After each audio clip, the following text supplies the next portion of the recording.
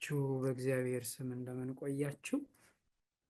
ልዑለ ባሕሪ እግዚአብሔር አምላካችን በቸርነቱ ጠብቆ ለዚህ ሰዓት ያበቃን ክብር ምስጋና ለሱ ይሁን።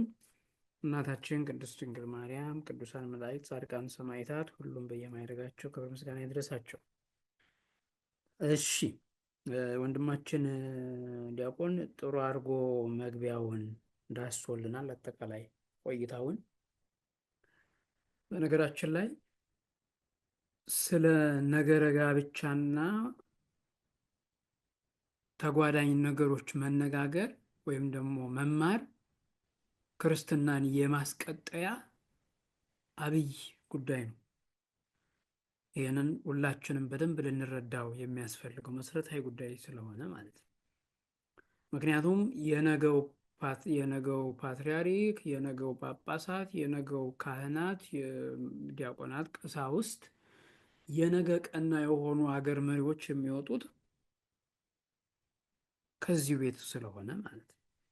ስለዚህ እኛ ምንናፍቃትን ሀገር ለመስራት ይህንን ተቋም መስራት ወይም ደግሞ መገንባት ያስፈልጋል። ያ ደግሞ የሚጀምረው ባለፉት 5 ሳምንታት እንዳየነው ወደ ኑሮ ከመገባቱ በፊት ቅድሚያ መሰራት ያለባቸው ነገሮች፣ ዘር ከመዝራት በፊት መሬቱ እንደሚለሰልሰው ቀድመን የምንሰራቸው ስራዎች ናቸው የቀጣዩን ኑሯችንን የሚያቀኑት ማለት ነው። በደንብ አስተውለን ረጋ ባለ በሰከነ መንፈስ ሆነን ወደ ትዳር ህይወት ካልገባን በሩጫ በስሜታዊነት ባሉባልታ ባለመረዳት ባለማስተዋል ወይም ደግሞ ባለማሰብ ጭምር በጭፍኑ ሮጠን ከገባንበት በኋላ ማጠፊያው እንዳያጥረን ቀድሞ ማሰብ ያስፈልገዋል። በይሉኝታም ደግሞ እንዳንጀምረው መጠንቀቅ የሚያስፈልግ ስለሆነ ማለት ነው። አንዳንድ ጊዜ ብጎዳስ ለምጄዋለሁ ለምጃታለሁ የሚባል ብሂልም ስላለ ጭምር ለአንድ ወር ወይ ደግሞ ለሳምንታት ህመም ፍራቻ የ30 እና የ40 ዓመት ህመም ከማፍራት ሰከን ብሎ ከእግዚአብሔር ጋርና ከንስሐ አባት ጋር ተነጋግሮ ህይወትን ማቅናት ስለሚያስፈልግ በደንብ ሊሰመርበት የሚያስፈልገው ቅድመ ዝግጅቱ እንደሆነ አይተናል። ባለፈው ስንቋጭ ጋብቻን አይተን ነው፣ ሰርግ ሰርገን ነው ያቆምነው። ዛሬና የሚቀጥለው ሳምንት እንጨርሳለን። ምናየው ጋብቻ ውስጥ ያሉትን ጉዳዮች ነው። ስለዚህ የዛሬው መነሻ ርዕሳችን የሚሆነው የጋብቻ ምንነትና መሰራረቱ ነው። አብይ ርዕሱ እዚህ ነው። እዚህ ስር ያሉትን ንዑሳን ርዕሳት ለማየት እንሞክራለን ማለት ነው። እንግዲህ ቤተክርስቲያናችን ጋብቻ የሚለውን ስታስተምረን ወይም ደግሞ ስትነግረን ትዳርም ይባላል የሚያሳየው ወይም ደግሞ የሚያመለክተው መዋሃድን ነው፣ አንድ መሆን ነው። መጽሐፍም እንደሚነግረን እኛም እንደምናውቀው በጋብቻ መኖር ማለት አንድ ሆኖ መኖር ማለት ስለሆነ ቃሉ ትዳርም አለው ጋብቻም አለው። የሚያሳየው በጋራ በአንድ ታዛ ስር መኖርን የሚያመለክት ነው። ቃላቱን ስትመለከታቸው ትዳር ነው፣ እስከ ህይወት ፍጻሜ ድረስ አብሮ የሚኖርበት መሆኑን ያመለክታል። ከዚያ አብረን ለመኖር ከወሰነው ሰው ጋር ብቻ የሚኖርም ነው። ስለዚህ ትዳር ወይም ጋብቻ የሚለው ይሄ ህይወቱ መጀመሪያውኑ የትዳር ህይወትን ለመመስረት ባለፈው በተከታታይ እንዳየነው የሁለቱ ተቃራኒ ጾታዎች መፈላለግ አለ አይደል? በዚያ መፈላለግ ውስጥ አንድ ላይ ተሆኖ ዘላቂ የሆነን ህይወት በጋራ ለመመስረት የሚገባበት ነው ማለት ነው። በመሰረታዊነት ይህንን ልናውቅ ያስፈልጋል። ስለዚህ ትዳርም ጋብቻም ካልን በዚያ አግባብ ነው ማለት ነው። እንግዲህ ይሄ ሲባል በአንድ ጎጆ ወይም ደግሞ በአንድ ጥላ ስር ቤተሰብን መስርቶ የሚኖረው ኑሮ ነው ጋብቻ የምንለው። ይሄ ማለት አንድ ላይ የተኖረ ስላለ ምናስበው፣ ምንሰራው፣ ምንከውነው እንደ አንድ ልብ ነው። ቅዱስ ዳዊት በመዝሙሩ እንደነገረን ማለት ነው። በአንድ ልብ በእግዚአብሔር ቤት ተራመድን። አያችሁ። ስለዚህ ትዳር ብለን ስናነሳ ትዳር ብለን ስናነሳ ባልና ሚስት በጋራ ሆነው በአንድነት በአንድ ልብ በመስማማት ከመስማማት በማለፍ ደግሞ በመተሳሰብ የሚኖሩት ኑሮ ያመለክታል። ምክንያቱም ቅድም አንስታ ብለናል፣ መጀመሪያ ስንጀምረው ጋብቻን ወይም ትዳርን ስንጀምረው የማይተዋወቁ ከዚያ በፊት አብሮ ለመሆን ከመወሰናቸው በፊት የት እንዳሉ ማይተዋወቁ ተቃራኒ ጾታዎች በአንድ ተሰብስበው ለመኖር የሚወስኑት ኑሮ ስለሆነ ማለት ነው። ባዕዳን ነበሩ በቤተ ክርስቲያን ጥላ ስር ሆነው ግን ቤተ ክርስቲያን አንድ እንደሆኑ ባለፈው እንዳየነው ጥምረቱን በዚያ ምስጢር መስርታ አንድ ናችሁ ብላ ካጣመረች በኋላ እነዚያ መጀመሪያ ባዕድ የሆኑት አንድ የሚሆኑበት ህይወት ነው የትዳር ህይወት። ስለዚህ ህይወት ነው ማለት ነው ሲጀምር። ህይወትነቱ ደግሞ በአንድነት የሚኖርበት ነው። አንድ እንዲሆን ደግሞ ያደረገው ራሱ ሲመሰረት ጋብቻ ራሱ መጀመሪያውንም ሲሰራ እግዚአብሔር የመሰረተው በፈቃዱ የእሱ ነው። መጀመሪያ ደግሞ ያጣመረው አዳምና ሔዋንን ነው፣ መጽሐፍ ቅዱስን እንደምንመለከተው ማለት ነው። ምክንያቱም እግዚአብሔር ሌሎቹን ፍጥረታት ከአዳም በፊት የተፈጠሩትን ፍጥረታት አዳም ሲያይ ወንድ ሴት ሆኖ ተባዕትና እንስት ሆኖ ሲያይ አዘነ። ያንን አይቶ ነው እግዚአብሔር ኢኮነ ሰናየ ለእጓለ እመሕያው ይንበር ባሕቲቶ አላ ንግበር ሎቱ ቢጽ ዘትረድኦ። ሰው ብቻውን ይሆን ዘንድ መልካም አይደለም። ስለዚህ ልብ በሉ፣ የምትረዳውን ጓደኛ እንፍጠርለት ነው የሚለው። የምትረዳውን የሚረዳትን ማለት ነው። ይሄ ለሁለቱም ይሰራል። እንግዲህ ጾታ ሲጽፍ መጽሐፍ ቅዱሳችን ሲጠነቀቅ ጾታ ስለሚጠነቀቅ በወንድ አንቀጽ ቢጽፈውም ማለት ነው። ስለዚህ የምትረዳው የሚረዳው ጓደኛ እንፍጠር ተብሎ የተመሰረተው። ምክንያቱም መጀመሪያውኑ ሌሎቹን አይቶ የበታችነት እንዳይሰማው ሐዘኔታውን እግዚአብሔር ይሄን ሲሰራ እንግዲህ ሁላችሁም መጽሐፍ ቅዱሳችን በግልጽ እንደሚነግረን አዳምን ታላቅ እንቅልፍ ጣለበት፣ በሰመመን ውስጥ ሆኖ ከጎኑም አንድ አጥንት ወሰደ። ከጎድን ወስዶ አዳምን ከመካከል ላይ ከአዳም ጎን ወስዶ ሔዋንን ፈጠራት። ባልና ሚስት እንግዲህ ከጎኑ ከመካከል መሆኑን የምናውቀው ሚስጥር ስለሆነ ከመካከል መሆኑ ራሱ ከፍ ብሎ ከራስ ዝቅ ብሎ ከእግር አለማድረጉ ሚስጢር ስላለው ነው። ከፍ ብሎ ከራስ ጥላ አካባቢ ቢያደርግ የበላይ ነኝ ብሎ ችግር እንዳይመጣ፣ ከእግሩ አጥንት እንዳይሆን የበታችነሽ ብሎ እንዳይረገጣት። ስለዚህ የእግዚአብሔር ዓላማ ሴትና ወንድን ማበላለጥ አለመሆኑን በዚህ እንረዳለን። ከጎን አድርጎ ከእምብርቱ አካባቢ ካለው ጎድኑ ማለት ነው። ስለዚህ በዚህ መልኩ እግዚአብሔር ራሱ የመሰረተው ነው። ከዚያ እንዲህ አድርጎ እግዚአብሔር ውብ አድርጎ እሱን የምትመስል ፈጥሮ ከእንቅልፉ እንዲነቃ ሲያደርገው አዳም የተናገረው ቃል ሁል ጊዜ አይደንቃችሁም ስትሰሙት? ኦሪት ዘፍጥረት ላይ ይች አጥንት ከአጥንቴ ይች ስጋ ከስጋዬ ከእኔ ተገኝታለች እና ሚስት ትሆነኝ።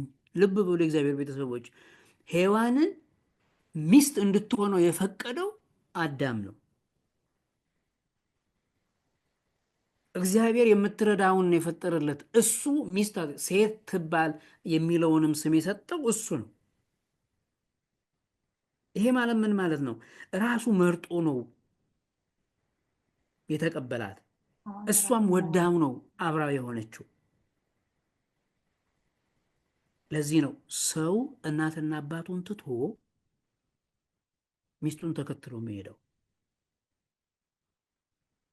ቅዱስ ገብርኤል እንደነገረው የአክሲማሮስ ላይ በግልጽ እንዳለው ኃላፊነት ነው፣ ህይወት ነው። ስለዚህ ቆላ ብትወድ ደጋ ብትወጣ አብረው ነው። ለምን? በአንድነት ሲሆኑ ነዋ ክብርን የሚወርሱት። በአንድ ግብር ሲጸኑ ነው አንድ አካል የሚሆኑት። የሚያፈሩትም ልጆች አይ ልጅሽ ነው ልጅህ ነው አይባልም። የውዳሴ ማርያም አንድምታው ይነግረናል አይደለ? ልክ ሲኮራረፉ ልጅሽ እንዲያደረገ ልጅህ እንዲያደረገ እንደመባል ያ የኩርፊያ ነው። ነገር ግን ወንድ ስለተወለደ ያንተ ነው፣ ሴት ስለተወለደ የኔ ነው ሳይባል የሚኖርበት ህይወት ነው። ስለዚህ ይሄንን እግዚአብሔር ልዩ በሆነ ጥበብ አጣምሮ የሰራው ነው ትዳር ወይም ጋብቻ። እንግዲህ የጋብቻን ክብሩን እና ሚስጢራዊ ዳራውን በተወሰነ መልኩ ሰፋ አድርገን ስናይ እንግዲህ ጋብቻ በቤተ ክርስቲያናችን ጋብቻ የመሰረተው እግዚአብሔር እንደሆነ ሁሉ በእግዚአብሔር ዘንድ የተወደደና የተከበረ ሚስጢር ነው። ልብ በሉ፣ ሚስጢረ ተክሊል ብለን ነው ያመጣ ነው። እግዚአብሔር በብሉይ ኪዳን አዳምና ሔዋን ሌሎቹንም አባቶችና እናቶቻችንን ጋብቻቸውን ተገኝቶ ባርኳል። በአዲስ ኪዳንም ደግሞ እንደምናውቀው ዮሐንስ ወንጌል ምዕራፍ 2 ላይ የዶኪማስ ቤት ተገኝቶ ውሃውን ወደ ወይን ጠጅ በመለወጥ ጋብቻን ቀድሷል፣ በበረከት ሞልቶታል። ይሄ ጋብቻ በእግዚአብሔር ዘንድ ምን ያህል የተወደደ ምስጢር እንደሆነ ያመለክታል። አዳምን በገነት ፈጥሮት እኮ ገነትን እንዲንከባከባት ሲያዘውና ሔዋንን እንድትራዳው ሲፈጥርለት በዚያ ውስጥ ሆኖ ኃላፊነት ወስደው እንዲኖሩ ያንን ጋብቻውን ቀድሶ ሲሰጠው ነው። በሐዲስ ኪዳንም ደግሞ ያንን ቸርነቱን እንዳላቋረጠ የሚያሳየውና ጋብቻን እንደባረከ የምንመለከተው አገልግሎቱ መጀመሪያ ያደረገው ከገዳም ሲወርድ ጋብቻን በመባረክ ነው። ምክንያቱም እግዚአብሔር ያልባረከው እሱ ያልፈቀደውን ሕይወት ስለማይሰጥ ማለት ነው።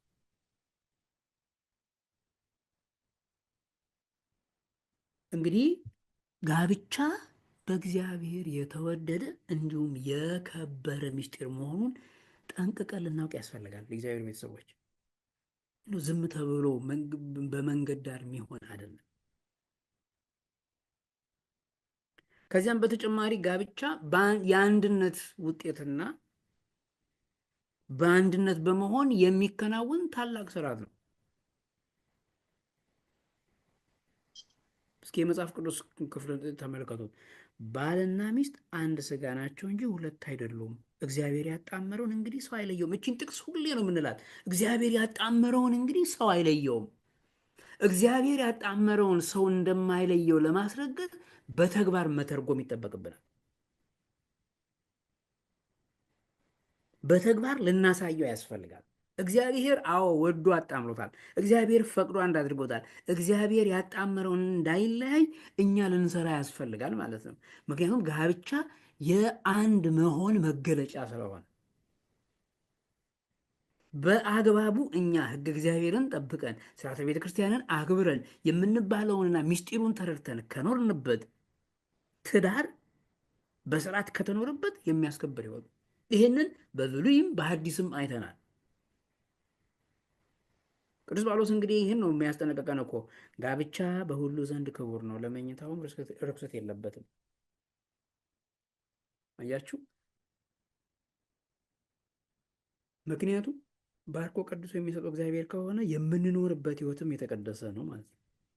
ለዚህ እኮ ነው የእግዚአብሔር አገልግሎቱ እንዳልተቋረጠ የምናየው በብሉይ ኪዳን የአዳምና የሔዋንን የአብርሃምና የሳራን የይስሐቅና የርብቃን እነዚህ ሌሎችንም አበውና እማት ታሪክ ስንመለከት በአዲስ ኪዳን የእመቤታችንን ወላጆች እንዲሁም ደግሞ የቅዱስ ዮሐንስ መጥምቅን ወላጆች የአቡነ ተክለ ሃይማኖትን ወላጆች ሌሎቹንም ታሪክ ቅዱሳን ስንመለከት በስርዓት ሲኖር የተባረከ ፍሬ የሚገኝበት እንደሆነ ልናስተውል የሚያስፈልግ መሆኑን አስረግጦ ይነግረናል ማለት ነው። ይሄ ምን ማለት ነው? ብዙ ጊዜ እኛ የተባረከ ልጅ እንፈልጋለን እንጂ የተባረከ ጋብቻ ውስጥ ወይም ትዳር ውስጥ መኖር አንፈልግም።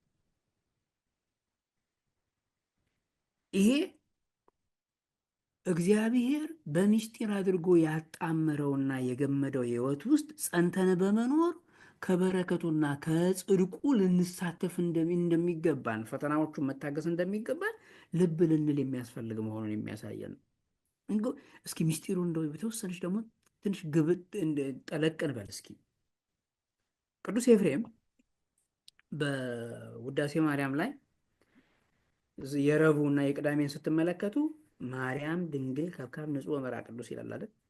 ድንግል ማርያም ሙሽራ ንጹሕ የሆነ የሰርግ ቤት ናት። ከዚያም ደግሞ ዘቀዳሚት ላይ ከመከብካብ ዛልጎ ጥልቀት መንፈስ ቅዱስ አደረ ላዕሌኪ እንደ ሰርግ ቤት ጉድፍ አደፍ ጉድፍ የሌለብሽ ሆነሽ ስላገኘሽ መንፈስ ቅዱስ አድሮብሻልና እያለ ቅዱስ ኤፍሬም ሲያመሰግናት ታያላችሁ። ልብ በሉ የእግዚአብሔር ቤተሰቦች፣ የሰርግ ቤትን ከእመቤታችን ንጽሕና ጋር ማስተካከል፣ በዚያ መመሰል። ድንግል ማርያም ሙሽራዋ ንጹሕ የሆነ የሰርግ ቤት ናት። እኛ በሙሽርነት የምንገባበት ያ ሕይወት ንጽሕናና ክብራችንን ስንጠብቅ የእመቤታችን ምሳሌ ይሆናል። ትዳር የሚጀመረው በእመቤታችን ምሳሌነት ነው። አያችሁ፣ በሰርግ ላይ የሚከናወኑት ሚስጥራት ውዳሴ ማርያም ትርጓሜ ያው ሁሌ ስለሚነገር ታውቁታላችሁ።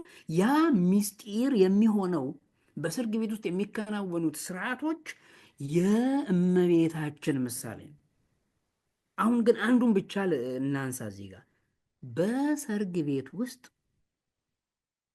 ዘመደ መራት ወመራዊ አንድ ሲሆኑ፣ የሙሽራና የሙሽሪት ቤተሰቦች አንድ ሲሆኑ፣ ባልና ሚስቱ ሲጋቡ አንድ ሲሆኑ ያ የመለኮትና የትስብእት በእመቤታችን ማህፀን መዋሃድና አንድ መሆንን ያመለክታል።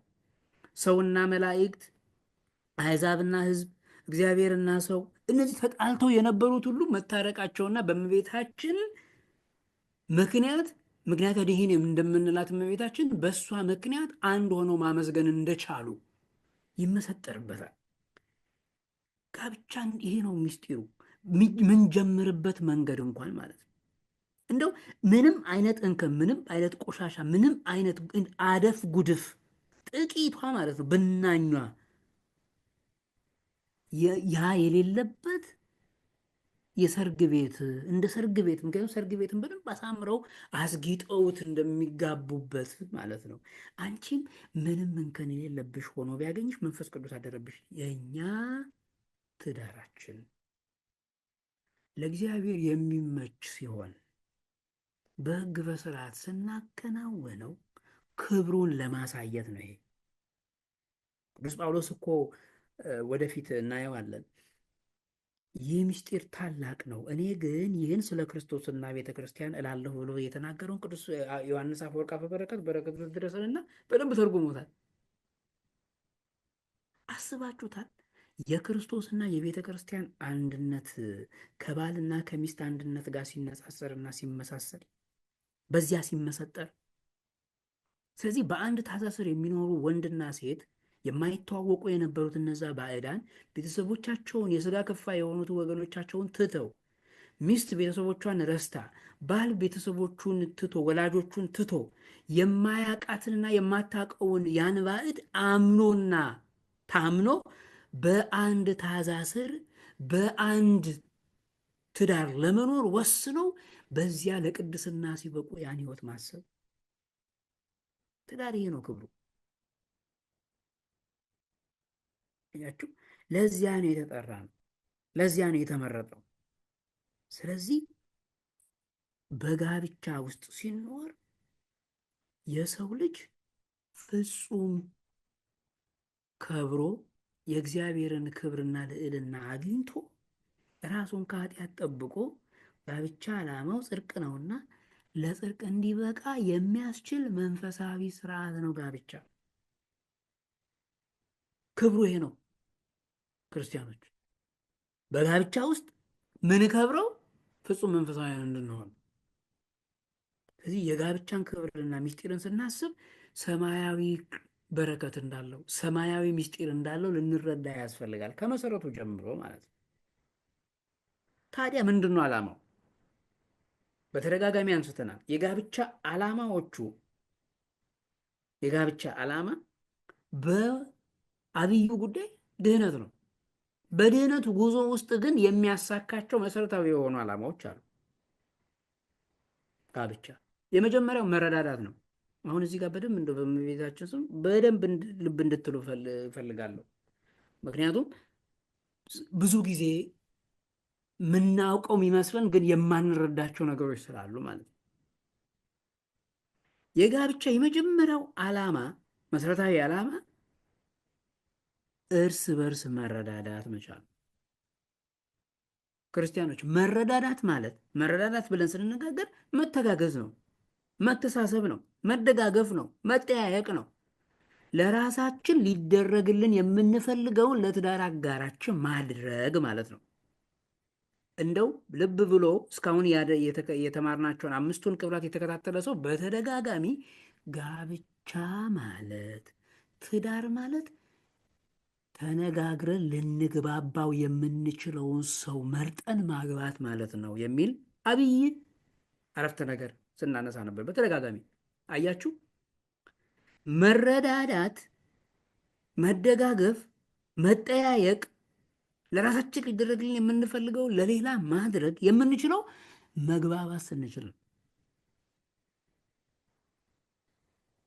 ስለዚህ ጋብቻ እነዚያ ሁለቱ አንድ የሚሆኑበት እርስ በርስ የሚረዳዱበት ህይወት ነው ማለት ነው። ስለዚህ መግባባት አለ። አያችሁ፣ መነጋገር፣ ሀሳብ መለዋወጥ፣ የሌላን ሰው ሀሳብ መቀበል፣ የራስን ሀሳብና እይታ ምልከታ ለሌላው ማካፈል አለበት ማለት ነው ትዳር ውስጥ። ስለዚህ በትዳር ውስጥ የምናደርጋቸው በማንኛውም በማህበራዊም በስነ ልቦናም በምጣኔ ሀብት ኢኮኖሚካል በሆኑ ነገሮች በአስተዳደር በሁሉም ነገሮች ባልና ሚስት ትዳር ውስጥ ሲሆኑ የተጋቡበት አንዱ አብይ ጉዳይ እንዲተጋገዙ፣ እንዲተሳሰቡ፣ ስሜቱን አንደኛው የሌላኛውን ማወቅና መረዳት እንዲችሉ። እዚህ ጋር በደንብ በስሜት መተዋወቅ ይጠይቃል ትዳር። ምንድን ነው እያሰበች ያለችው? ምንድን ነው እያሰበ ያለው? ምንድን ነው እያስጨነቀው ያለው? ምንድን ነው እያስጨነቃት ያለው? ምንድን ነው እየረበሻት ያለው? እስኪናገሩ ልንጠብቅ ላይጠበቅብን ይችላል። እስከዚያ ድረስ ለትዳር አጋራችን መጨነቅና ማሰብ መቻል። ይሄ ደግሞ የሚመጣው መች ነው? መነጋገር ስንችል ነው። የእግዚአብሔር ቤተሰቦች እንደ ኩፍስ የምንልበት አይደለም ትዳር። አንድ ጊዜ እንዲህ የትዳር ኬዝ መጥቶ ባልየው አይናገርም፣ ዝም ነው። ሚስትየው ልጆችን የምትንከባከበው፣ ትምህርት ቤት የምትወስደው፣ የምታበላቸው፣ የምታጥባቸው፣ የምታስጠናቸው እሱ ጓደኞቹ ጋር ቆይቶ ከስራ በኋላ ይመጣል። ከዚያ እንደው እንነጋገር ብትል አይፈልግም፣ አይናገርም። መወያየት አለብን ምንም። ከዚያ በስንት ትግል እሺ ደንብ አለና ቁጭ ብሎ ለመወያየት አሰበ፣ ተስማማ። ከዛ አንድ ሰንበት ቁጭ ብለው እንትን ሀሳብ አንስቶ ለመነጋገር እንደምንም አነሳስታ ከሌሎችም ሰዎች ሀሳብ ተቀብላ እንዴት ማከናወን እንዳለባት ሚስትየው ለመነጋገር አስበው ቁጭ እንዳሉ በሱ በኩል ያለውን ነገር እንዴት ታደርጊያለሽ? እንዲህ ይሆናል፣ እንዲህ ነው የምታስብ፣ እንዲህ ነው የምታደርጊ ብሎ ያለውን ችግር ዝቅዝቅ አድርጎ ነገራት። ልክ ሀሳቡን ተናግሮ እንደጨረሰ ወጥቶ ሄደ። ይሄ ሰውዬ አሁን ከዚች የትዳር አጋሩ ጋር ተወያየ ነው የምንለው? ተነጋገረ ነው የምንለው? ወይስ ሀሳቡንና ብሶቱን አራግፎባት ነው ሄደው? ይሄ መረዳዳት ማለት አይደለም። ስሜት ለስሜት መግባባት ማለት ይሄ ነው። አያችሁ? ምንድን ነው ውይይት ስንል ምንድን ነው? መጀመሪያ ላይ መጥነን መመተር ያለብን ጉዳይ ነበር ማለት ነው። አሁን የእጮኝነት ጊዜ የመጠናናት ጊዜ ያልናቸው ወሳኝ ናቸው ያልንበትና ረዥም ጊዜ የወሰድንበት አብይ ጉዳይ ውስጥ ከተገባ በኋላ ከዚያ ተይዞ የሚመጣ ጓዝ አለ።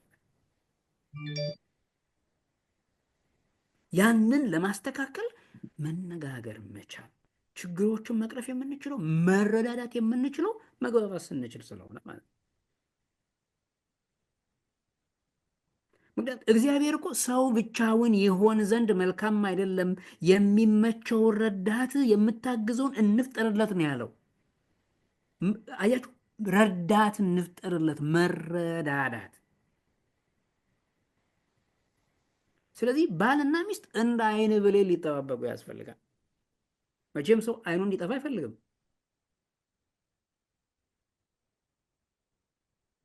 ለምን መሰላችሁ? መረዳዳት ማለት እኮ እንደው ቃል በቃል ትርጉሙ አንደኛው የሌላኛውን ስሜት መጠበቅ ማለት ነው።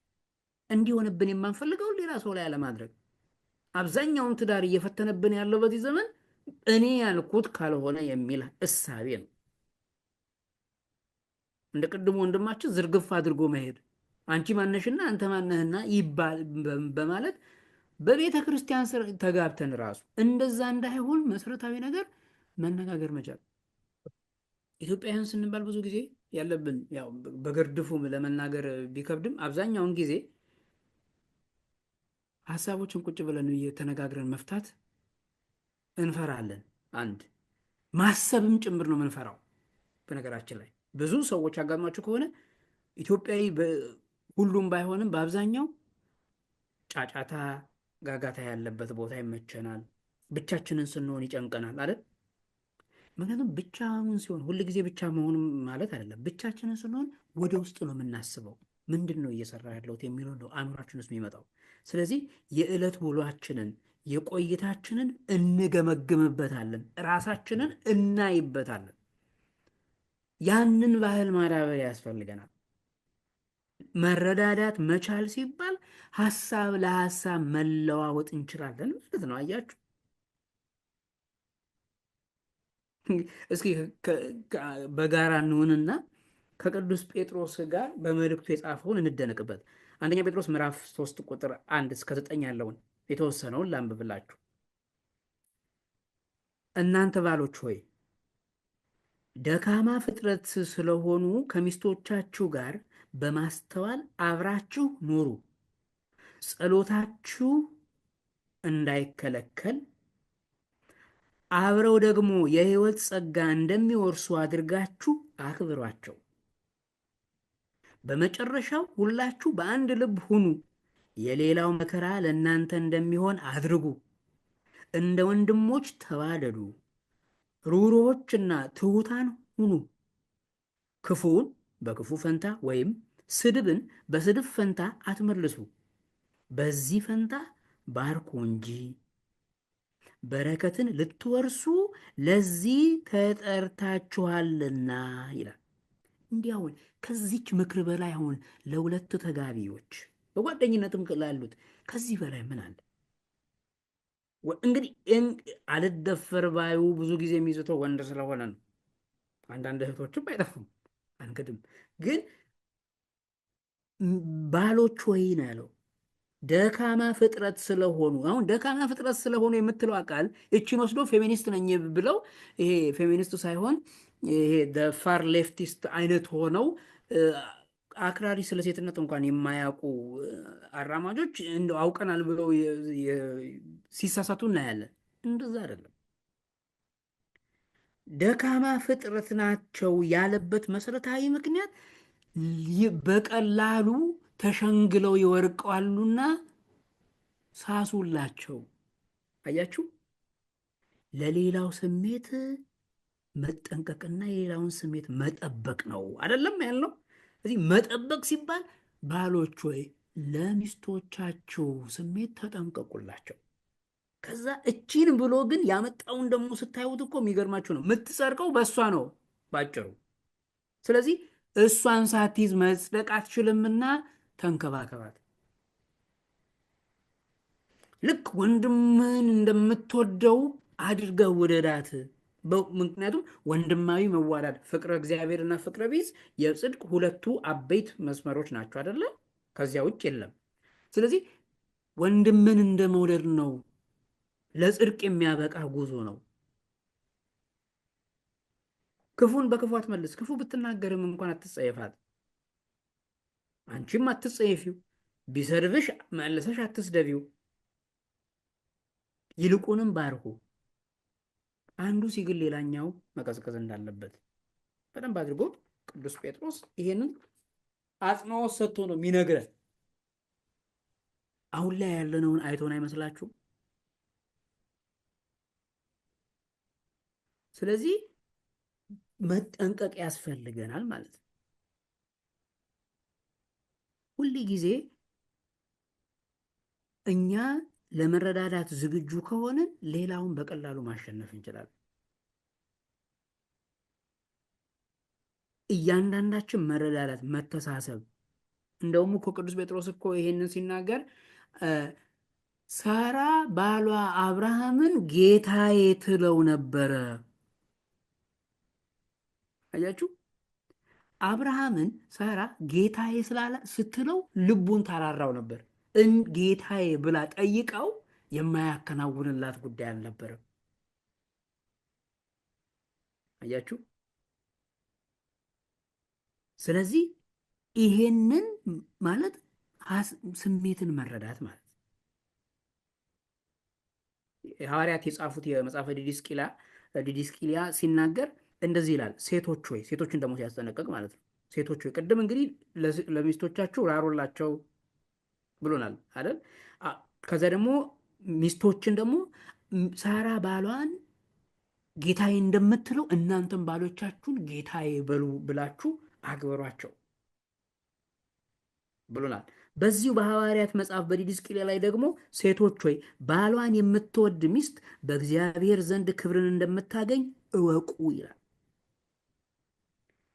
ተጠንቀቅላት፣ አንቺም ደግሞ አክብሪው።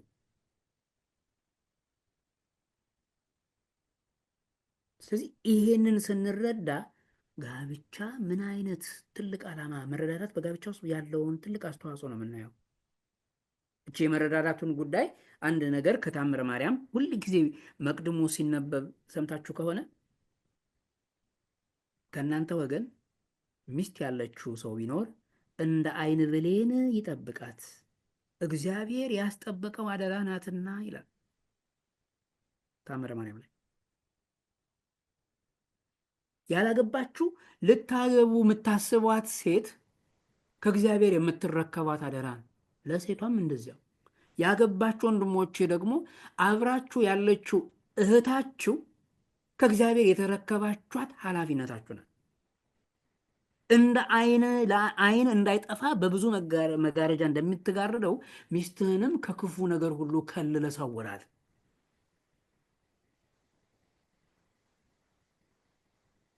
ይህንን እንግዲህ መጻሕፍት በደንብ አድርጎ ነው የሚያስረዱን። ስለዚህ በጋብቻ ውስጥ በምንኖርበት ጊዜ መረዳዳት ብለን ስናነሳ በባልና በሚስት መካከል ከራስ ወዳድነት ከትዕቢት መንፈስ የራቀ አብሮነት ነው ያለው። እንደ ዓይን ብሌን ነው እንግዲህ የሚለው በተደጋጋሚ በተለያየ ቦታ ላይ። ስለዚህ በጋብቻ ውስጥ በምኖርበት ትዳር ውስጥ በምኖርበት ጊዜ መረዳዳት ትልቁ ጉዳይ ነው። የሀሳብ ለሀሳብ መስማማትና መተዋወቅ ማሳያ ነዋ። ምክንያቱም ኑሮውን መምራት የሚቻለው እኮ በመረዳዳት ስለሆነ፣ ለዚህ ነው ይህንን ጥምረት በጣም ልዩ መሆኑን እኮ ስለሚያውቅ አፈ በረከት ቅዱስ ዮሐንስ ትዳርን በቤት ውስጥ ያለች ትንሿ ቤተ ክርስቲያን የሚለው። ቤተ ክርስቲያን ውስጥ ቤተ ክርስቲያን ውስጥ ኮሚቴ አለ፣ አገልግሎት አለ፣ የሚያሰናዳ አለ፣ የሚሰራ አለ፣ የሚያስተዳድር አለ፣ የሚተዳደር አለ፣ የሚገለገል አለ፣ የሚያገለግል አለ። ቤታችን ውስጥም ያለ የስራ ድልድሉ በባል በሚስት በልጆች መካከል አለ። ልጅ እስኪመጣ በባልና በሚስት መካከል የስራ ድልድሉና እነዚህ አብሮነቱ ለጽድቅ የሚደረገው ጉዞ፣ ክርስቶስን ለማስደሰት የሚደረገው ትግል በቤት ውስጥ አለ። ምክንያቱም ሁለቱ ባልና ሚስቶች በአንድ ጣሪያ ስር በአንድነት የሚኖሩበት ህይወት ትዳር ስሜትን በጋራ አንድ ላይ ሆነው በአንድ ስሜት፣ በአንድ አስተሳሰብ፣ በአንድ እሳቤ በአንድነት የሚመሩት ተቋም ነው። ማንም የበላይ ማንም የበታች፣ አንደኛው አዛዥ ሌላኛው ታዛዥ አይደለም። ቤተ ክርስቲያን ውስጥ የስራ ክፍፍል ነው ያለው። ከዚያም ባሻገር እግዚአብሔር ጋብቻን ደግሞ ትዳርን ሲሰጥ ለመባዛትና ዘርን ለመተካት ነው። ብዙ ተባዙ ወምልዋ ለምድር፣ ብዙ ተባዙ ምድርንም ምሏት ግዟት ብሎ ሕግ ሰርቷል እግዚአብሔር። ኦሪት ዘፍጥረት ምዕራፍ 1 ቁጥር 22 ጀምራችሁ ስትመለከቱ፣ ስለዚህ በዚህ ሕግ መሰረት የሰው ልጅ ሰውን እየተካ ምስሉን እየተካ እንዲኖር እግዚአብሔር ፈጥሮታል ማለት ነው። ይሄንን አኗኗር ክቡር ከሆነ ጋብቻ የተቀደሱ ልጆች እንዲገኙ እግዚአብሔር ፈቅዷል። ምክንያቱም እኛ በቅንነት፣ በየዋህነት፣ በቸርነት፣ በለጋስነት ሆነን ከትዳር አጋራችን ጋር መልካም የሆነ ትዳር ስንመራ የቅኖች ትውልድ ትባረካለች እንዳለው ቅዱስ ዳዊት። ስለዚህ ከቅኖች አብራክ እና ማህፀን የተባረኩ ልጆች ይገኛሉ ማለት ነው። ስለዚህ እነዚያ የተባረኩ ልጆችን በማግኘት ቅድም ያልነውን ሀገርን፣ ቤተ ክርስቲያንን የሚመሩና የሚያስተዳድሩ የበዙ ፍሬዎች ይገኛሉ። ለዚያም ነው ያስፈለገው። አንድም ከዝሙትም ለመጠበቅ ነው። እንግዲህ ሁለት እሳቤ አለ። የነፍስ ፍቃድ አለ፣ የስጋ ፍቃድ አለ። እግዚአብሔር ሰውን እያመሰገነው እንዲኖር ፈጥሮታል። ስለዚህ እንደ መላእክት ቅዱስ ቅዱስ ቅዱስ እያለ እንዲያመሰግን ሰርቶታል። ስለዚህ ይሄ ማለት በጾም በጸሎት በስግደት በምጽዋት በክርስቲያናዊ እሴቶች እየታገልንና እየተጋን የምንኖርበት አኗኗራችን ወይም ደግሞ ባህሪያችን እሱ መልአካዊ ባህሪ ነው። እንስሳዊ ባህሪ ደግሞ አለ። ስለዚህ እንስሳዊ ባህሪያችን ደግሞ መራብ፣ መጠማት የመሳሰሉ ነገሮች እነዚህ ፍትወተ ስጋ አለ። ያ የሚፈትን ከሆነ ተብሎ የተሰጠ አማራጭም ነው። ስለ ዝሙት ጠንቅ ለእያንዳንዱ ለራሱ ሚስት ትኑረው፣ ለእያንዳንዲቱ ደግሞ ለራሷ ባል ይኑራት። ቅዱስ ጳውሎስ አንደኛ ቆሮንቶስ ምዕራፍ 7 ላይ። ከዚያ እንርቅ ዘንድ ከእግዚአብሔር ርቀን በኃጢአት ወርቀን በዝሙት ወርቀን እንዳናሳዝነው ይልቁንም ቤተ ክርስቲያን ባርካ በምትሰጠን በጋብቻ ተከልለን በዚያ ጥላ ስር እንድንኖርና ለጽድቅ ጎዳና እንድንፋጠን ቤተ ክርስቲያንን መስርቶልን በዚያ ውስጥ በትዳር እንድንኖር ስርዓት ተሰራልን ማለት ነው። ስለዚህ በጋብቻ ውስጥ በምንኖርበት ጊዜ እኛ ሁላችንም እንከብርበት፣ በጋራ እንኖርበት፣ በዚህ መንገድ የምንሄድ ማለት ነው። ራሳችንም ደግሞ ከኃጢአት እንጠብቅበት ዘንድ እግዚአብሔር መስርቶ የሰጠን ድንቅ መንፈሳዊ መንገድ ነው። በዚያ ጎዳና መጓዝ ከኃላፊነቶቻችን መካከል አንዱ ስለሆነ ማለት ነው። ስለዚህ እነዚህን የጋብቻ ዓላማዎች ማሳካት ምንችለው በጋብቻ ውስጥ ነው።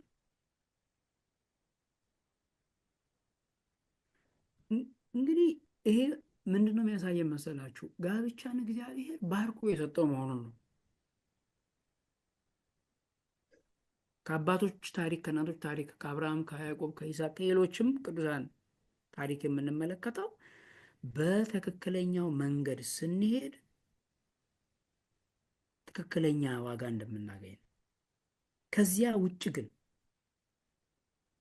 ከዚያ ውጭ ግን ጋብቻን ለተለየ ዓላማ ብለን የምንገባበት ከሆነ የቤተ ክርስቲያን ስርዓትም አይፈቅድልንም፣ መጽሐፍ ቅዱስም አያጸድቅልንም። ይሄ ፍትሐ ነገሥት የሚባለው ፍትሕ ሥጋዊ መንፈሳዊ ላይ እኮ በአንቀጸ ጋብቻ በ24ተኛው ምዕራፍ ላይ የሚነግረን ይሄ ነው።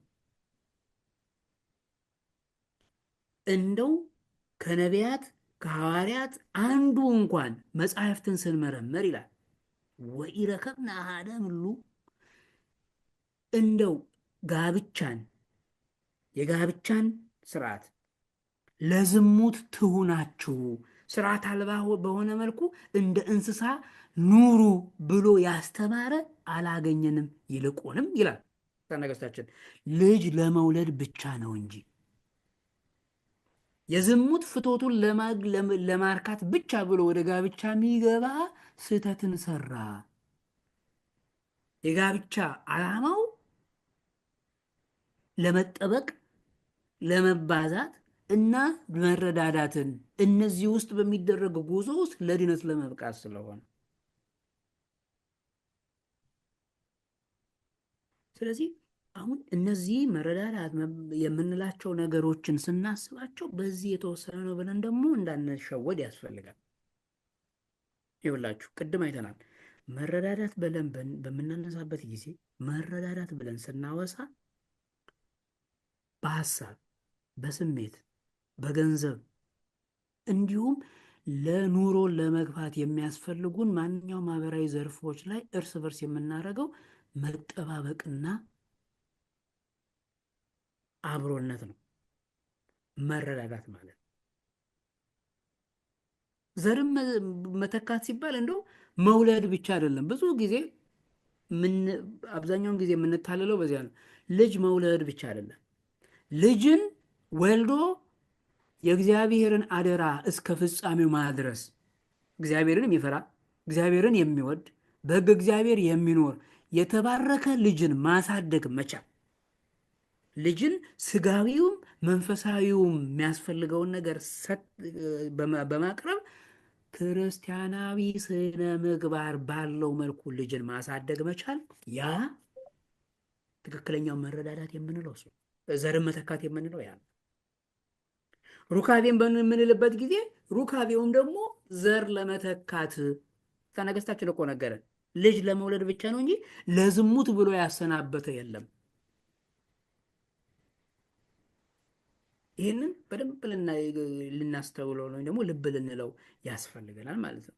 ሌላኛው እንግዲህ አስፈላጊነቱ በዚህ ካየነው ቀጣይ በጋብቻ ውስጥ ያለው በጋብቻ ህይወት ውስጥ ነው። ይሄ በጋብቻ ውስጥ ያለው ህይወት ማለት ነው። ህይወት በጋብቻ ውስጥ እንግዲህ አንድ ከተኮነ በኋላ ከጋብቻ ጊዜ ጀምሮ ከዕለቱ ከሰርጉ ቀን ጀምሮ ማለት ነው የስርዓቱ ከተፈጸመበት በኋላ ሁለት የነበሩት አንድ ይሆናሉ። ብቸኛ የነበረው ሌላ አንድ ሰው ይኖራል፣ ሁለት ይኮንበታል። ልጅ ሲወለድ ደግሞ ሶስት ይሆናል ማለት ነው። ስለዚህ ጋብቻ በምንልበት ጊዜ ህይወቱን በምናነሳበት ጊዜ ብቻውን የነበረ ሰው ሌላ ጋር ከዚያም ደግሞ ተጨማሪ ፍሬ የሚያፈራበት ማለት ነው። በፊት ለግል ህይወቱ ወይም ለግል ህይወቷ ይጸልይ ወይም ትጸልይ ትተጋ ወይም ይተጋ የነበረ ዛሬ ስለሌላው ልብ በሉ ስለሌላው ጭምር የምንጾም ስለሌላው የምንጸልይ ስለሌላው የምንተጋ ስለሌላው በስርዓተ ቤተ ክርስቲያን መጓዝ መቻል የምንጨነቅበት ህይወት ነው። መጨነቅ ሲባል የሚያሳስበን ማለት ነው። እኔ ሚስቴ ያላትን ጉድለት የማሙላት ግዴታ አለብኝ፣ እሷ እኔ የሚጎለኝን ልታሟላ ግዴታ አለባት ማለት ነው። እንዲህ አንዳችን ሌላችንን ለማጠንከር በምናደርገው ትግል ውስጥ በጋራ ሆነ የምንጸድቅበት ህይወት ነው። ስለዚህ ወደ ጋብቻ ከተገባ በኋላ በጾም በጸሎት መትጋት ወሳኝ ነው። በስርዓተ ቤተ ክርስቲያን ለመመራት መትጋት ወሳኝ ነው። ወደ መጨረሻ ላይ እናየዋለን በሚቀጥለው ሳምንት። ይሄ ከሩካቤ ጋር በተያያዘ ስናነሳ ይሄ ወሳኝ ነገሮች አሉበት። ለራሳችን ብቻ ሳይሆን ለትዳር አጋራችን ልጆች ከመጡ ደግሞ ስለ ልጆች ህይወት ማሰብ የሚበሉትን የሚጠጡትን ብቻ አይደለም፣ የነፍሳቸው ጉዳይ ሊያሳስብን ይገባል። አሁን እዚህ ውስጥ ያላችሁ ባለትዳር ልጆች ያላችሁ ወንድሞቼ እና እህቶቼ የልጆቻችሁ በቃለ እግዚአብሔር መኮትኮት ምን ያህል ይገዳችኋል? የልጆቻችሁ እግዚአብሔርን ማወቅ ትምህርት ቤት እድሜያቸው ደርሶ ከማስመዝገቡ ጋር ሲተያይ ምን ያህል ነው? የልጆቻችሁ በስጋው ደሙ መክበር በጸጋ እግዚአብሔርን ተጎናጽፎ በእግዚአብሔር ጥላ ስር በመላእክት ከበባና ክንፍ ስር ተከልለው መኖር መቻል ከሚለብሱት ልብስ ጋር ሲተያይ ምን ያህል ነው የሚገደን? ይሄን ኃላፊነት መሸከም ማለት ነው ትዳር ውስጥ ስንገባ፣ እነዚህን አውቆ መግባት ነው። ስለዚህ በትዳር ውስጥ በምንኖርበት ጊዜ በትዳር ውስጥ ጋብቻ ውስጥ በሆንበት ሰዓት ቤት ውስጥ ጎረቤት ላይ ማህበራዊ መስተጋብራችንን ያገናዘበ ያም እኛን በእኛ አንቀጽ እግዚአብሔርን ሰዎች እንዲያመሰግኑ የሚያደርግ ህይወት ሊሆን ያስፈልጋል። ስለዚህ በጋብቻ ውስጥ በምንኖርበት ጊዜ ከትዳር አጋራችን ጋር እችን ቃል እንደው ሌላውን እስካሁን የወሳነውን ብንዘነጋ እንኳን አነሳት። ከትዳር አጋር ጋር በምንኖርበት ጊዜ ተቻችለን አይደለም የምንኖረው፣ ተስማምተን። ለምን መሰላችሁ? ተቻችሎ የሚለው ቃል መቻቻል የሚለው ቃል ሸክም አለው። መስማማት ግን መረዳዳት የሚለውን የትዳር ጉዳይ ያሟላል። ምክንያቱም ተቻቻለ ስንል አንድ ተሸካሚ ሌላኛው ተቀባይ፣ ሌላኛው ተቀባይ ሌላኛው ተሸካሚ አይነት ትርጓሜ ስላለው ማለት ነው። ስለዚህ በትዳር ውስጥ ስንኖር እኔና ባሌ ተስማምተን ተቻችለን ነው የምንኖረው ሳይሆን ተስማምተን፣ ለመስማማት መረዳት ያስፈልጋል። አያችሁ? ስለዚህ ተስማምተን በፍቅርና በሰላም መኖር ነው የሚጠበቅብን። ስለዚህ አሁን እየዞረ እዛ ነው የሚሄደው። ለመስማማት ምን ያስፈልገናል? መግባባት መቻል። ይሄ ማለት ግን እኛ ከትዳር አጋራችን ጋር ተስማምተን በፍቅርና በሰላም ለመኖር ጀመርን ማለት አልጋ በአልጋ ግን ነው ማለት አይደለም። ብዙ ፈተናዎች አሉ ከምታስቡት በላይ። የኖራችሁበትም የምታውቁት ነው። ለምሳሌ ከተገባ በኋላ ደዌ ይኖራል፣ ስንፈተ ሩካቤ ይኖራል። በተፈጥሮ ምክንያት ደግሞ ሩካቤ መፈጸም የማይችሉ ወይም ደግሞ ማትፈጸም ሊሆኑ ይችላሉ። ከጊዜ በኋላ በበሽታ ሊድን የማይችል በሽታ ሊመጣ ይችላል። ተላላፊ የሆኑ የአባላዘር በሽታዎች በአንድም በሌላም መልኩ ሊከሰቱ ይችላሉ። እኛ በማንጠብቀውና ልንቆጣጠረው በማንችል መልኩ አሉባልታዎችና የሌሎች የማይመለከታቸው ሰዎች ጣልቃ ገብነት አንድነታችንን ፍርስፍስ ሊያደርገው ሊፈታተነው እስከሚችል ድረስ ሊበዛ ይችላል። ይህም መጠንቀቅ ያስፈልጋል። ፈተና አለ፣ ግን ያለ መፍትሄ ግን አልቀረንም። እንግዲህ እቺ ነገር በተደጋጋሚ ነው የምናነሳት፣ ወሳኝ ጉዳይ ስለሆነ ትዳር ውስጥ ማለት ነው። መፍትሄው መጀመሪያ ላይ ከመጋባት በፊት መወያየትና ለችግሮቹ መፍትሄ መስጠት። አሁን ላይ ከዘረዘርናቸው ውስጥ ችግሮች የምናውቃቸው ካሉ አይ ከገባው በኋላ የትም አትሄድም፣ ከገባንበት በኋላ የትም አይሄድም የሚባል አይደለም። ችግሮች ካሉ ልንፈታቸው የምንችል ለምሳሌ በሽታዎቹ ሊታከሙ የሚችሉ በጠበልና በሕክምና፣ አለመግባባት ደግሞ ካለ መወያየት፣ በጾም በጸሎት ሱባኤ በመያዝ ለንስሐ አባት በመመካከር ለአባቶች እንዲጸልዩ በመናገር የመሳሰሉ ነገሮችን መሞከር ያስፈልጋል። ከዚያ በተረፈ ግን የጎሪጥ አየኝ የጎሪጥ አየሽኝ በሚል ተራ እና ከንቱ ምክንያት ለእያንዳንዱ ነገር መጨቃጨቅ፣ መነታረክ ክርስቲያናዊ ጋብቻ አይደለም። ቅድም እኮ አሁን ቅዱስ ጴጥሮስ እኮ ነገረን። እነዚህ ችግሮች ሊኖሩ ይችላሉ። መፍታት ከገባንበት በኋላ መጀመሪያ ከመሆኑ ከጋብቻ በፊት ልንጠነቀቅ ያስፈልጋል። ሳናውቀው ግን ከገባን በኋላ ቢከሰት እንዴት እናርግ ተብሎ ቁጭ ተብሎ በውይይት መፍትሄዎች ይፈለጉለታል። ምክንያቱም እኛ መስቀላችን እሱ ከሆነስ እንድንሸከመው እየተፈቀደልን ፈቃድ እግዚአብሔርን መጠየቅ ያስፈልጋል። ክርስቲያናዊ ሀብቶቻችንን ተጠቅመን መፍትሄዎችን መፈለግ። ጠበሉ አለ፣ ጸሎቱ አለ፣ ምጽዋቱ አለ፣ የአባቶች ጸሎት አለ።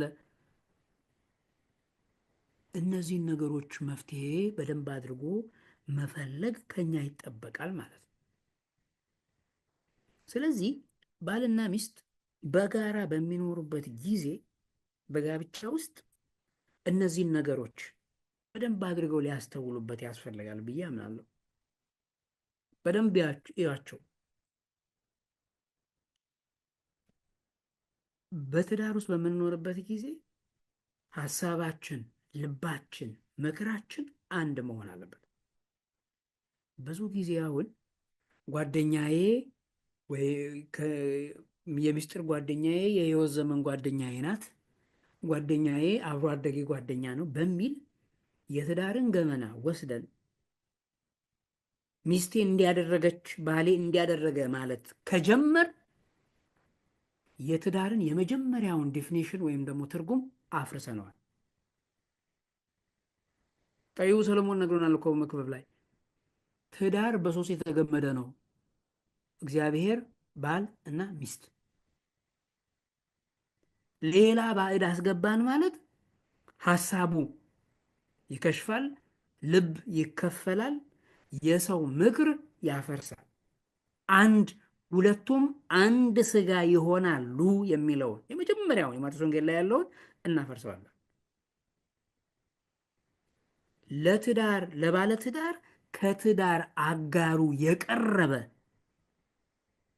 በቅንነት በሕገ እግዚአብሔር በማስተዋል በምክረ ካህን በስርዓተ ቤተ ክርስቲያን የሚኖሩ ባለትዳር ለመሆን ጥረት የሚያደርጉ ሆነው እያለ ከትዳር አጋሬ የሚቀርብ የተሻለ አለ ብሎ የሚያስብ ሰው የዋህ ነው። ከፈረሰ በኋላ ያ ሰው ያገባል። ይህን ልብ ማለት ያስፈልገናል ክርስቲያኖች። ስለዚህ አንድ ሀሳብ፣ አንድ ልብ፣ አንድ ምክር መሆን ያስፈልጋል። መገሳጸጽ ካለ እዚያው ይሄ እንዲሆን ታዲያ በተደጋጋሚ እንዳየነው መጀመሪያ መቀራረቡ፣ ይሄ መነጋገርና መወያየት መቻሉ ሁሉ ነገር ያስተካክላል። ባልና ሚስት የጋራ ፈቃድ ነው የሚኖራቸው። ያንተ የተለየ የለም፣ የሚስት የተለየ የለም። አንድ ከተኮነ በኋላ ባልና ሚስት ይፈቃቀሩ ዘንድ ግድ ነው። ቤቱ የሚገነባው በፍቅር ስለሆነ፣ ሸማው መያዣው ፍቅር ስለሆነ ማለት ነው። መከባበሩም አስፈላጊ ነው። መተሳሰቡ ግዴታ ነው። አይተናቸዋል። መተዛዘን፣ አንደኛው ሌላኛው ሲደክምና ሲዝል መደገፍ፣ በጸሎት ለመትጋት የሚደክመው ካለ ስለዚያ መጸለይ፣ መስገድ የሚታክተው ካለ ስለዚያ መስገድ። አንዱ የመስገድ ጸጋ ካለው አንደኛው የጸሎት ጸጋ ሊኖረው ይችላል። እርስ በርስ መደጋገፍ፣ መሟላት ማለት። ልጆችን በስርዓተ ቤተ ክርስቲያን ማሳደግ መሰረታዊ ኃላፊነት አደራ ነዋ። ከምንም በላይ በትዳራችን ውስጥ ክርስቲያናዊ ስነ ምግባርን መለማመድ ያስፈልጋል። እኛ በክርስቲያናዊ ስነ ምግባር ለመራመድና ለመሄድ ጥረት ሳናደርግ ክርስቲያናዊ የሆነ ጋብቻ እንዲኖረን ምንሻ ከሆነ ያልዘራነውን ከየት ነው የምናጭደው ክርስቲያኖች? ስለዚህ ልብ ልንል ያስፈልጋል ማለት ነው። እቺን የምወዳትን ቃል አብረን እናንብባት። ቅዱስ ዮሐንስ አፈወርቅ በደንብ አድርጎ የተረጎመው ማለት ነው። የእሱን መጽሐፍ ብትመለከቱት አይከፋም። ሁለተኛ ኤፌሶን ምዕራፍ 5 ቁጥር 22 ጀምራችሁ ስትመለከቱ አብረን እንመልከተው። ሚስቶች ሆይ ለጌታ እንደምትገዙ ለባሎቻችሁ ተገዙ። ክርስቶስ የቤተ ክርስቲያን ራስ እንደሆነ ባልም የሚስት ራስ ቤተ ክርስቲያን ለክርስቶስ እንደምትገዛ እንዲሁ ሚስቶች ደግሞ በሁሉ ለባሎቻቸው ይገዙ። ባሎች ሆይ ክርስቶስ ቤተ ክርስቲያንን እንደወደዳት ሚስቶቻቸውን ውደዱ። ባሎች እንደ ገዛ ስጋቸው አድርገው ሚስቶቻቸውን ሊወዷቸው ይገባቸዋል። ሚስቱን የሚወድ ራሱን ይወዳል፣ የገዛ ስጋውን የሚጠላ ከቶ የለምና።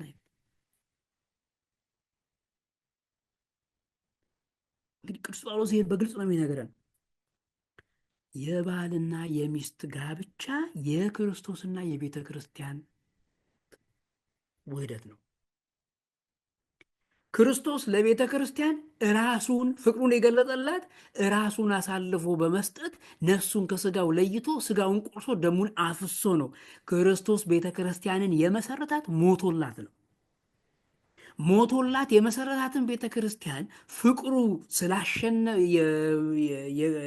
የመሰረታት ክርስቶስን ቤተ ክርስቲያን ደግሞ ፍቅሩ ስላሸነፋት ክርስቲያኖች ፍቅሩ ስላሸነፋት ዘወትር ሳታክት 24 ሰዓት እያመሰገነችው ትገዛለታለች። ስለዚህ አንተ ይላል ቅዱስ ዮሐንስ አፈወርቅ ሚስትህን የፈለገ ያህል ብትወዳት እንደ ክርስቶስ ልትሞትላት ባትችልም ቅሉ ፍቅርህን በዚያ ልክ ግለጥላት። አንቺም እንደ ቤተ ክርስቲያን ፍቅርሽንና አክብሮትሽን መገዛትሽን 24 ሰዓት ሳታቋርጪ ማከናወን ቢሳንሽም ቅሉ ቤተ ክርስቲያን እንደምትገዛ ለክርስቶስ አንቺም ለባልሽ ተገዢ።